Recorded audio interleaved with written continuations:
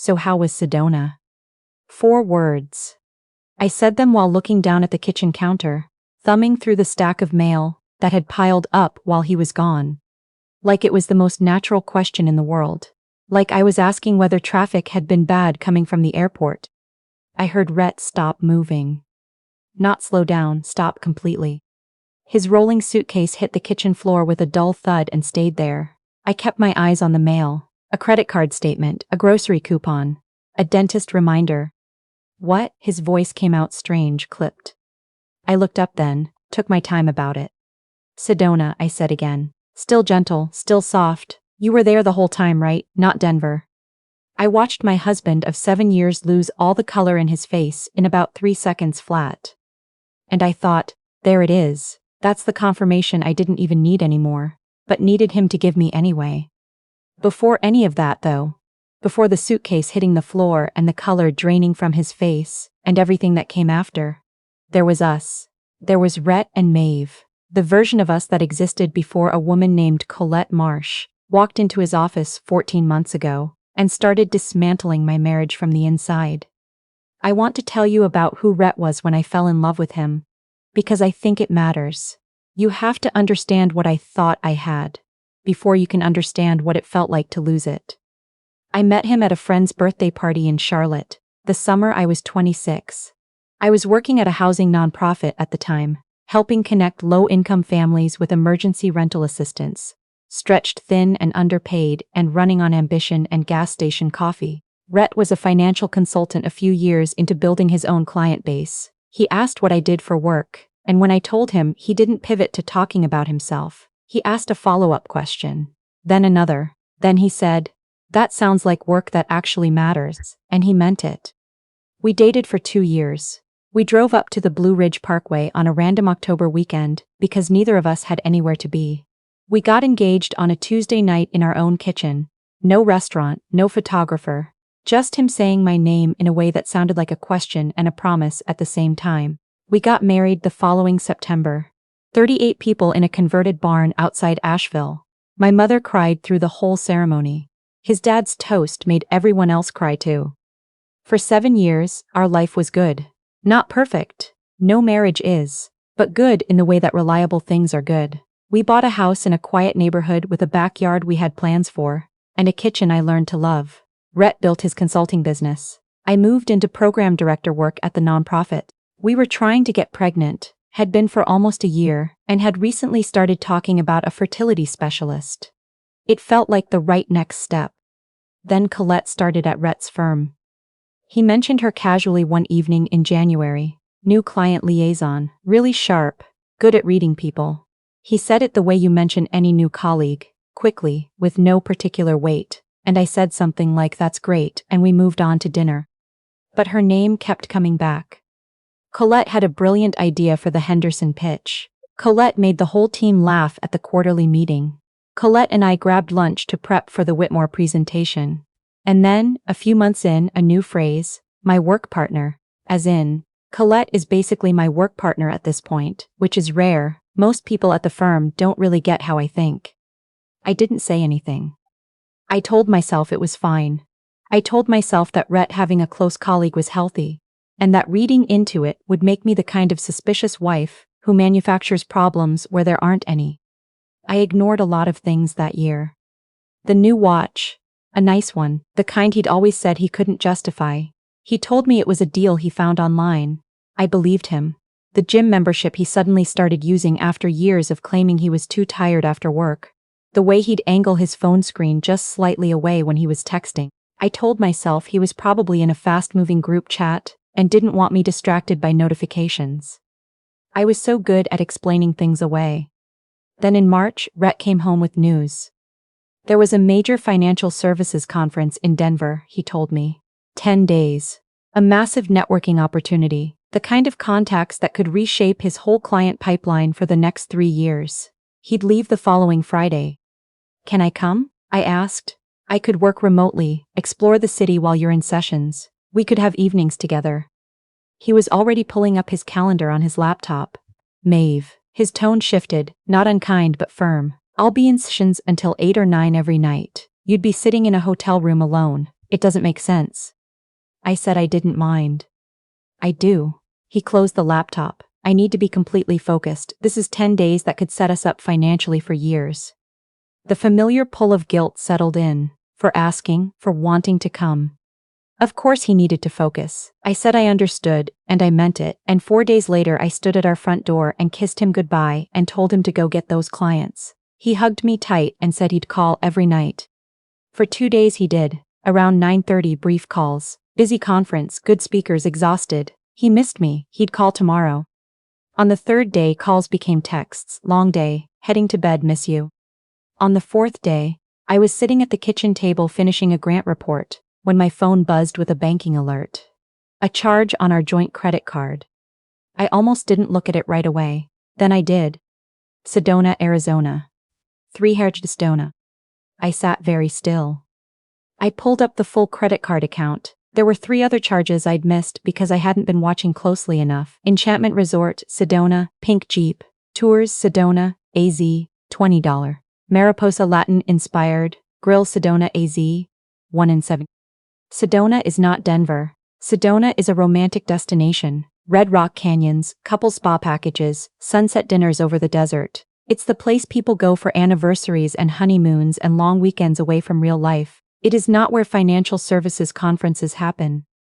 I called the Enchantment Resort. The reservations desk confirmed they had no conference on the property that week. They were a boutique luxury resort. They hosted weddings and retreats, and guests looking for a quiet escape. I sat in my kitchen for a long time after that call. Then I opened Rhett's email. I knew his password. We'd shared it years ago for travel bookings and he'd never changed it. I hadn't thought about it in months. I almost wished I still hadn't. The reservation confirmations were all there. 2 guests, his name and Colette Marsh. A romance package that included couples massages, private in-room dining, and a guided sunrise hike. I found the text messages next, pulled from our shared iCloud backup. He'd apparently forgotten we had family sharing enabled. Or maybe he'd just gotten careless. The messages with Colette went back 11 months. I sat on the kitchen floor and read all of them. The early ones were harmless enough. Work logistics, meeting prep, then compliments that crossed a line, then late-night messages, then plans. But it was one exchange from 2 months earlier that I kept returning to. Rhett had written, "She's going to figure it out eventually. I just want to get through the next few months before everything changes. The marriage has been over for a long time. She just doesn't know it." And Colette had replied, "Stop feeling guilty. You stayed longer than you should have. That's not a crime. The marriage has been over for a long time."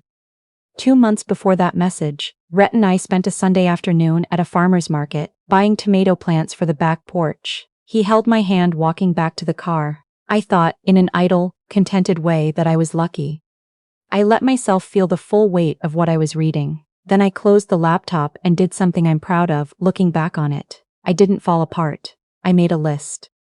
There was one more thing I needed to check, something that had nagged at me without fully forming for months. Rhett handled most of our joint finances. That had always made sense, given his background, and I had trusted him completely. But several times over the past year the savings balance had seemed lower than I expected, and every time I asked, he had a smooth explanation. Car maintenance fund. A plumbing repair in the fall. An investment opportunity through work, short-term, would pay back with interest in 6 months. I pulled up the full savings account history, going back 14 months. The withdrawals were methodical. Never large enough to trigger real alarm, never too close together. $500 here, $2,200 there. Once, $3,000 attributed to home repair expenses I'd apparently misremembered. Over 14 months, $19,400. Drained from our shared savings. Money I had also earned and deposited. Money we had earmarked for a bigger house someday. Or for fertility treatments if we needed them. I looked at that number for a long time. The next morning I called an attorney. Her name was Patricia Hargrove, and a colleague at work had used her 2 years before and trusted her completely. I brought everything. The credit card statements, the text logs printed and organized by date, the savings account history annotated with each explanation Rhett had given me. Patricia reviewed it all methodically, asked sharp questions. and then looked at me with the calm expression of someone who had seen this particular situation many times. The financial withdrawals are significant, she said. Combined with the documented affair, you have a very strong case. I want the house, I told her. It's in my name, and I want every dollar he spent on her. She nodded and started writing. We'll address the savings account as misappropriation of marital assets. That's a clean argument. I left with a signed retainer agreement and a plan. That felt like the most important thing I had done in years. That evening, I also found Colette's mother. Colette had a public LinkedIn listing her hometown in Georgia, and a quick search turned up a woman with the same last name, active on Facebook, openly proud of her daughter's career. Her profile was public. I noted the contact information and sat with it for a while, deciding what to do. Rhett came home 4 days later on a Thursday afternoon. He walked through the front door looking relaxed in a way that had nothing to do with conference lighting. His shoulders were loose. There were new sun freckles across his nose. He'd gotten his hair cut differently. More deliberate than his usual style, like someone who'd been paying attention to how they looked. He dropped his bag and crossed the room and hugged me. I let him. God, I missed you, he said into my hair. I patted his back and stepped away, started sorting through the mail on the counter. How was the trip? I asked. Brutal but good, he exhaled. Tons of sessions, client dinners every night. I'm completely wiped, but I made some really solid connections. Could be a big year. Hotels are always the same, he added, unprompted. You've been in one Marriott, you've been in all of them. The Enchantment Resort is not a Marriott. It's a boutique property in the middle of the Red Rock Canyon country, and it costs nearly $500 a night. But I didn't say that. Not yet. So how was Sedona? I said. 4 words. I said them while looking down at the counter, like the most natural question in the world. I heard him stop. The suitcase hit the floor. I kept my eyes on the mail. What? Clipped, strange. I looked up. Sedona, I said again. You were there the whole time, right? Not Denver. He stared at me. 3 seconds. 4. I watched his face cycle through confusion, recognition, and something that looked like the specific dread of a person realizing the ground just vanished beneath them. Maeve, don't. I set down the mail. Please don't start with a new lie. I know where you were. I know who you were with. I've known for 4 days. I carried the folder to the kitchen table and set it between us. Sit down. I have a lot to show you. He sat. I think his legs decided for him. I went through it methodically. The credit card statements, each charge highlighted, merchant name and location and amount. The resort confirmation email with both their names. The romance package itemization. Couples massage, in-room champagne, private dinner on the terrace, guided sunrise hike for 2. He tried to speak twice. I held up a hand both times. I showed him the text messages. Months of them, printed and organized by date. The slow progression from professional to personal, to intimate to planning a future together. I want to show you something specific, I said. I found the page I'd marked. March 18th. Do you remember what I was doing on March 18th?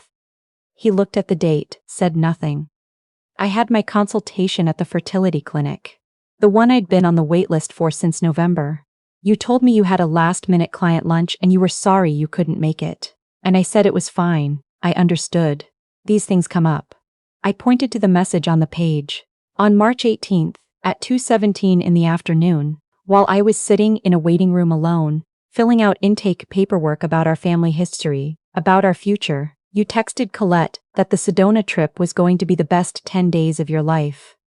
Rhett put his face in his hands. The marriage has been over for a long time, I said quietly. That's what you told her. While I was planning our future, you were building your way out of it. I waited until he lowered his hands. I needed him to be looking at me. And then there's this. I showed him the savings account history. Every withdrawal, every date, every explanation he'd given me at the time. $19,400. My attorney's words came back to me clean and precise. Misappropriation of marital assets. Your attorney. His voice was barely there. I met with her 4 days ago, before you came home. I stacked the papers back into the folder. I wanted you to understand that I did not spend these last 10 days waiting. I spent them preparing. He asked if we could work through it. asked about counseling.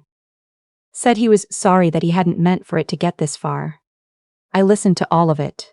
I felt something old and exhausted moving through me, like grief that had already finished its first wave and was settling into permanent weather. "There's one more thing I want you to know," I said. He looked up. "I found Colette's mother. In Georgia." I kept my voice even. She'd been posting about her daughter's new relationship on Facebook for months. How proud she was, how she couldn't wait to meet this wonderful man. She had absolutely no idea her daughter had been involved with someone else's husband. I paused. She knows now. Whatever Colette's mother said to her, I didn't need to know the details. I only knew that by the following Monday morning, Colette had sent an email to Rhett's firm citing personal leave. Indefinite. She was gone before Rhett even fully understood what had unraveled around him. 2 days after I told him to take what he needed and go, he texted me, "Colette is taking leave. Do you know anything about that?" I looked at the message for a while, then I typed back, "Ask her mother." I never heard what he made of that. The divorce took 3 months from filing to settlement. Patricia was thorough. Once Rhett's attorney reviewed the complete documentation, the affair, the withdrawals, the paper trail documenting every dollar spent. He apparently advised Rhett not to push for trial. The financial misconduct piece made a courtroom an unappealing option. The settlement. I kept the house. Full reimbursement of the $19,400 removed from savings. Reimbursement of $11,200 in marital funds spent on the affair, documented to the receipt. He covered both attorneys' fees. The morning the settlement was signed, Patricia walked me out of her building in Uptown Charlotte and said, "You did the hard part long before today." She was right. The hard part wasn't the meetings or the paperwork or even the confrontation in our kitchen. The hard part was those 4 days between finding the credit card charge and Rhett walking through our front door, choosing clarity over collapse, building a case instead of just grieving, deciding how I wanted this to go before anyone else could decide for me.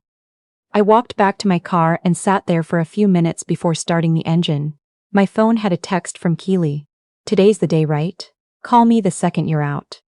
I called her. She answered before the first ring finished. "It's done," I said. She made a sound that was half cheer and half something softer. "Come over tonight. I already have wine." I drove home my house. My name on the deed always had been, and now mine alone. That weekend I rearranged the living room furniture. Small changes. The couch shifted to catch the afternoon light. A chair I'd never liked moved to the garage. The following week I repainted the bedroom the soft gray I'd always wanted and Rhett had always called too cold. I bought new pillows. I learned slowly that a space can be reclaimed through the smallest decisions. In January, I called the fertility clinic and rescheduled a consultation.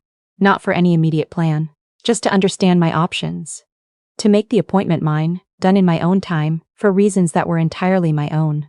The scheduler asked if I'd be bringing a partner. I said no, and the word was clean in my mouth, uncomplicated. There was a long season of ordinary things after that. Work, dinners with Keely, long phone calls with my mother, who had apparently been holding a detailed inventory of concerns about Rhett for the entirety of our marriage and had now reasonably decided to share all of it. I let her talk. I agreed with most of it. Some evenings I sat on the back porch where the tomato containers from last spring still sat empty and neglected. I let myself feel the full weight of what had happened, not just the betrayal itself but the longer grief underneath it. Mourning the life I thought I'd been living. The marriage that had existed clearly in my head, while quietly not existing anywhere else. That grief was real, I let it be real. But underneath it, and more present the further I got from that November afternoon, there was something steadier. Something that felt less like survival, and more like solid ground returning beneath my feet. In March I started over with the tomato containers. New soil, new plants from the nursery on Central Avenue. Actual attention this time. They took longer to come in than the tags said they would, but by May, they were producing more than I could eat on my own, and I started leaving paper bags of tomatoes on my neighbor's porch. She was 73, and lived alone, and always said the ones from her garden were better than anything from the store. She left me a note that said, "These are wonderful, thank you. You have good hands for growing things." I kept the note on my kitchen counter for weeks. Some mornings now I sit with my coffee and look out at the backyard, the containers, the light coming in at an angle through the back windows, the particular quiet of a house that is fully and only mine, and I think about that question. 4 words. How was Sedona? The simplest possible sentence, and somehow the one that changed everything. Welcome back to Velora Tales. If this story stayed with you, hit that like button and drop a comment. I read every single one, and if you want more stories like this, subscribe and turn on notifications. I'll see you in the next one.